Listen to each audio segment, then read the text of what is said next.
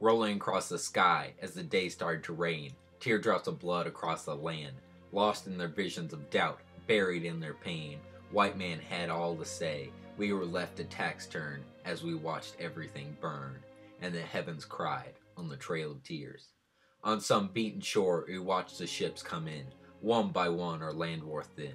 We could just watch with closed eyes, as the promises made were just lies. They said you don't belong here anymore. Behind their masks, they wore a disguise, and the heavens cried on the trail of tears. Blood spilled on our sacred ground, leaving an unwanted stain. Where mighty warriors once made a stand, we could never walk hand in hand.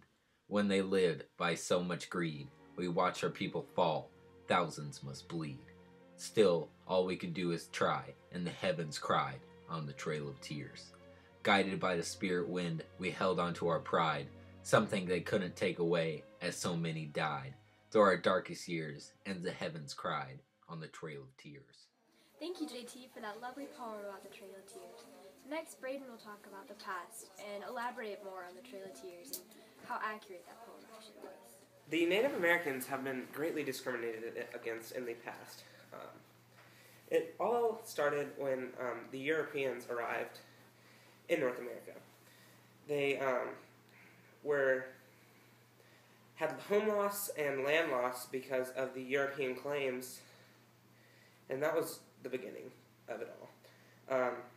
One of the next major discriminations was the Spanish missions, where the Catholic religion was forced down upon the Indians because the Spanish wanted to convert them to be more humane in their ways.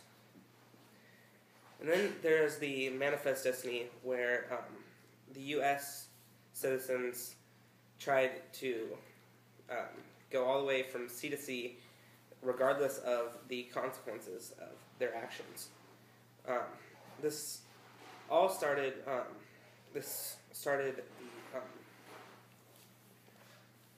land being taken away from the Indians by they either purchased it or they just took it away by either just moving them out or by killing the Native Americans. And then the Trail of Tears was all involved in this. It started when Jackson took president in 1928, and he signed the Indian Removal Act in 1930. It was forced removal after the offers of compensation for the land of the Indians. One of the major Cherokee removals was the Treaty of New Echota, where they signed a treaty that clarified they would have to leave within 2 years of the treaty being signed. Most did not move, which caused the government to move in and round up the Indians, which they built stockades and forced the Indians into the stockades to await removal or deportation by train. By 1837, over 46,000 Native Americans had been removed from their homelands in the southeastern USA and transported to the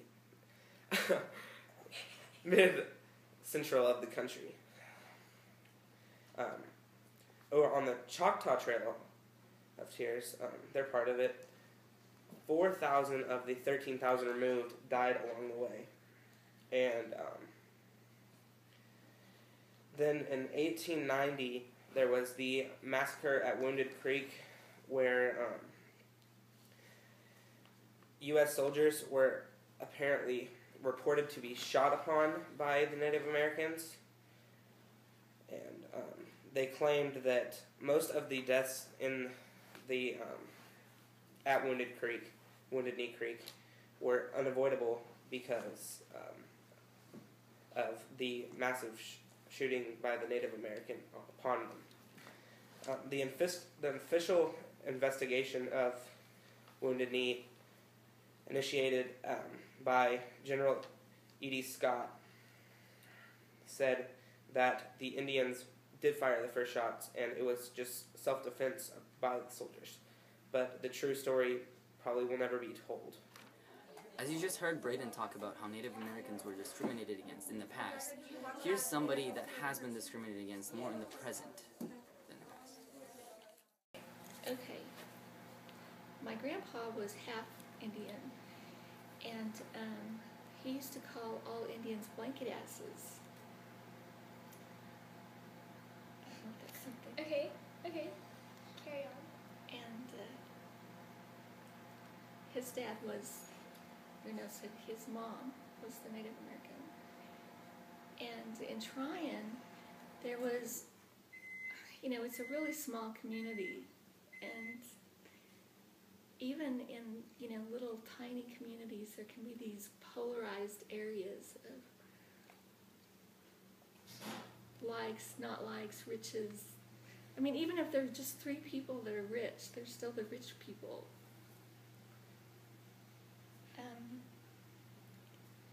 The Indians were considered the poorest, and the ones that were always on, getting the help, like from the government and stuff like that. And they were considered the ones that nobody wanted their kids to be going out with or hanging out with. But in a class where there's 20 kids, everybody's friends, Think of it that way. And so growing up, my best friends were Indians. And I was just as dark as they were because I was a quarter blood. And it was just really interesting to grow up in that environment and see. That's really cool. This is good. This is good. What are your opinions on the Trail of Tears? Like, do you feel that it was handled well, or do you feel like they could have done it differently, or? Yeah, I think it was done really poorly. I think, looking back now, if those people had done that they would be, I think the people that organized it would have been tried for war crimes in today's society. This is good. This is really good. What are your opinions on Native American mascots, such as, do you feel that these give, bad stereotypes, or do you feel like they're just kind of insignificant? I just think that they're cartoons. Okay.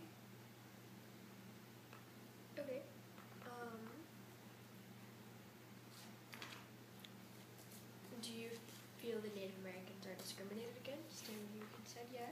And then you can share the story. I do think, and even today in the workplace, you can see a little bit of that. I think that they're considered undereducated for the most part. Most people don't consider them well educated or very highly sought after as an employee. And what do you think we could do to stop this discrimination?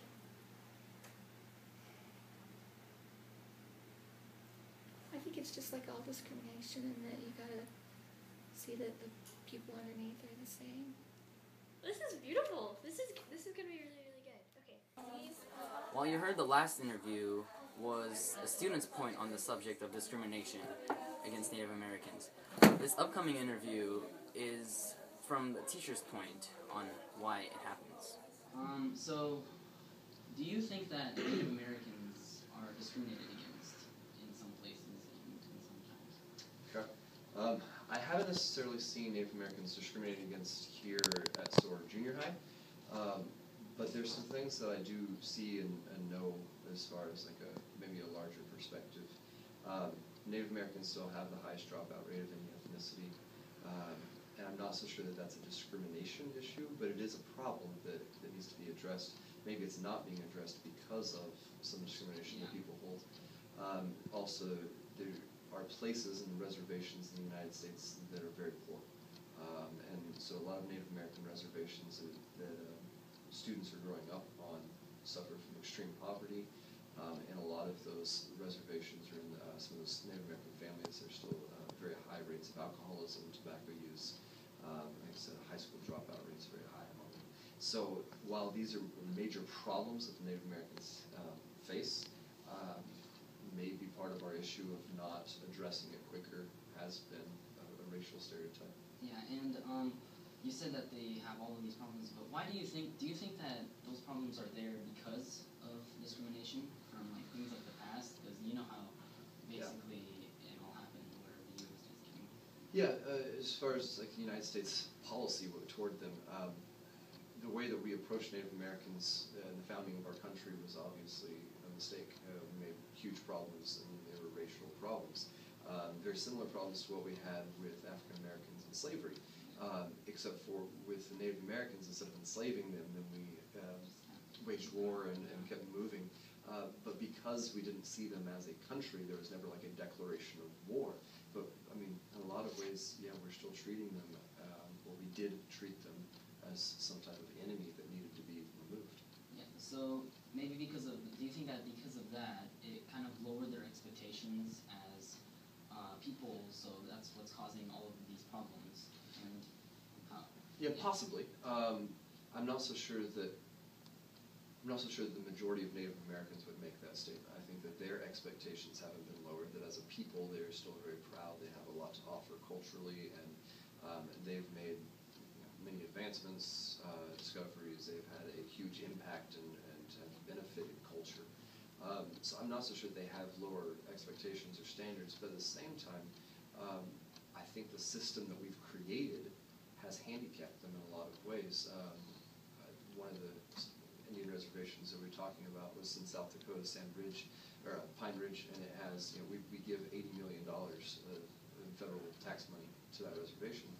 It's a lot of money, and in some ways, so that can handicap people because you begin to rely on money that's given to you instead of money you work for, and it begins to strip dignity. And so maybe some of our policy in the United States has created the issue itself. do you think we need to give them like a chance to? I sure hope so. Yeah. Do you think they would try to if we would? Some would succeed, some would fail, just like any people group that you gave a chance to. But in that, do you become stronger? Well, yeah, of course. As you just heard Mr. Taylor say, that in a lot of places people develop an image of Native Americans, all of them being drunk and all of them dropping out of school and living off of welfare. Here's somebody that has that feeling towards other Native Americans as well.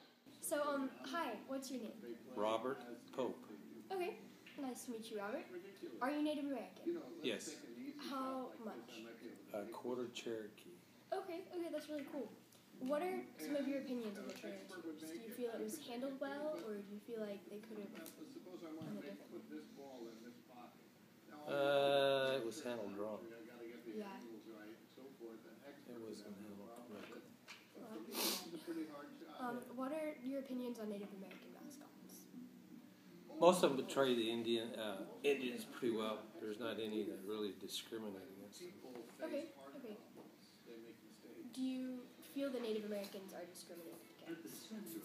Yes, but I feel that a lot of the discrimination is based on what they do with the money that they're given, and they're most of them are on welfare, and they should cut that off and have them work for themselves. Okay. And what do you think we could do to stop the discrimination? Educate them more. Okay. There is some discrimination on Native Americans here in Oklahoma, but there isn't always discrimination. And here's an interview with a student who thinks that Native Americans aren't discriminated in Oklahoma. Do you think that Native Americans are discriminated here in Oklahoma? Not really, because they are very common here, because obviously they were moved here, which led to a lot of Native American descendants in Oklahoma. So if you were to discriminate against them, then that would be like discriminating against most of Oklahoma. Yeah. But do you think that in some other areas they would be discriminated against? It's very possible. If they're minorities, then just like in a lot of other places, that they could easily be discriminated against. So why do you think they would be people, if they don't know enough about a culture, they'll just assume things. So, like, whenever they learn that you're Native American, they'll think of somebody with feathers on their head and stuff like that. As you heard Sam say, that there isn't much discrimination against Native Americans here in Oklahoma, mostly because they're the majority here and this is one of their states. But in places like South Dakota where there's reservations for Native Americans to live in, and all of them there live on welfare, people around them develop an image of Native American that's different than others, and that leads to discrimination. Okay, so, hello, what is your name? Isabella. Okay. Are you Native American? 1/8. An eighth Native American. Okay, this is good. This is good. What are your opinions on the Trail of Tears? Well, it's really sad because so many people died. You're right, that is very sad. And they were forced to leave their homes. Right, yeah. It's really sad. What are your opinions on Native American mascots? I think it's bad because they try to see them differently than they were. Do you feel that it's an accurate portrayal of what Native Americans are today? I do not. Okay, and also we're not red. Right, this is a very good comment. This is a very good comment. Look at her beautiful face. This is not a red face. Also, do you feel that Native Americans are as violent as they are portrayed as mascots? Okay, so it's not an accurate portrayal in any way, shape, or form. Because you don't dress like that mascot. I mean, you dress like normal people. Okay, this is good. This is good. Do you feel that you are discriminated against as a Native American? Do people ever make like rude jokes or anything towards you? No. Okay. I've never had anyone do that. Okay, that's okay. Well, see, you don't really look like a Native American, so they don't really associate that with you. How do you think that we could stop some of this discrimination against Native Americans? I don't know. Okay, maybe take away the school mascot? Yeah, that would probably help. Yeah. All the interviews we just viewed were of people who have varied points of views on present and past discrimination. Next, I'll talk about more of the present discrimination and how we really need to stop it. Native Americans are more recently discriminated against, as well as being discriminated against in the past. For example, when they were relocated, they recently discovered that it only constituted for 4% of the U.S. land. And that's really not very much. I mean, think about all those people on the reservation. Today, the World Watch Institute notes that 317 reservations are threatened by environmental hazards. Which, when you think about it, it's probably not them that are causing the environmental dangers. I mean, it's the rest of us, non-Native American people, that make up the major population of the world, and we're the ones who are destroying it. And they're known for their more natural remedies and not being like mainstream and using like corporation stuff. Today, Native American women are 3.5 times more likely to be sexually or physically abused. Up to 70% of these abuse cases go unreported, often due to the fact that they have mistrust for the government and the police agencies because they're used to having their promises violated and stuff because of the Trail of Tears. 70% of the violence experienced by Native American women come from non-Native American men. About 1 in 10 racially motivated bias crimes are targeted towards Native American people. And this is from the Department of Justice, so it's like a totally legit fact. American Indian and Alaskan youth suffer disproportionately higher rates of trauma, substance abuse, and youth suicide. When we think about Native Americans, just close your eyes for a minute and picture a Native American in your mind. You probably are picturing like some half-naked person riding around on a horse, and like oh, and like shooting buffalo with bows. Like, this isn't how they are. I mean, they don't go out and kill people. Like, I know a lot of people who have said that when they travel and they say say that they're from Oklahoma, people are like, oh wow, do you live in a teepee and you ride like a horse to school? Well, no, that's not. We're different people, and Native Americans, they're not violent people, and they don't ride horses, and they don't live in teepees. They're just like us. And so here's a quote from the U.S. Bishops, A Time for Remembering. All of us need to examine our own perceptions of Native Americans, how much they are shaped by stereotypes, distorted by media portrayals or ignorance. We fear that prejudice and insensitivity toward Native peoples is deeply rooted in our culture and in our local churches. And this is a really good quote because it just reminds us to remember to clear our minds of those stereotypes and just go by what we know.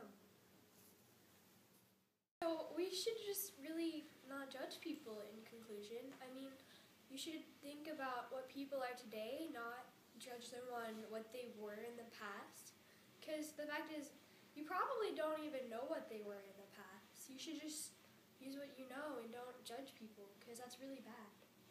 Like Geronimo, if he got picked on at giraffe school because he is 3/4 Native American, his life would just be terrible. I mean, it's bullying all over again, and that's just terrible. It's bad. That's terrible. Isn't that It right, is very Geronimo? terrible. All right, thank you, folks.